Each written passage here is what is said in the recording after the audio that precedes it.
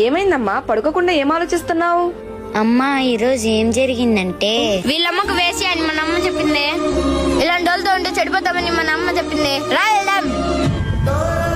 మీ అమ్మ ఒక వేశ్య అని అందరు అంటున్నారమ్మా. వేశ్య అంటే ఏమిటమ్మా? చెప్పమ్మా నాకు. అయ్యో కరెంట్ పోయిందే. వేశ్య అంటే ఒక మంచి అమ్మ. తన జీవితం నాశనం అయిపోతున్నా సరే తన అనుకున్న వాళ్ళ జీవితం బాగుపడాలని కోరుకునేదే వేశ్య అమ్మ. ఈ కొవ్వొత్తిలాగా. అక్క ఏంటి? ఎవరు కావాలో వాడే సెలెక్ట్ చేసుకుంటాడు. మనకు కావాల్సింది డబ్బు, వాడికి కావాల్సింది సుఖం. కానీ పిల్ల కావాలంట. పిల్ల కావాలా? అందమైన అమ్మాయిలంటే సెట్ చేయగలం, ఆంటీలంటే సెట్ చేయగలం. పిల్ల ఇప్పటికిప్పుడు ఎలా సెట్ చేయగలమే?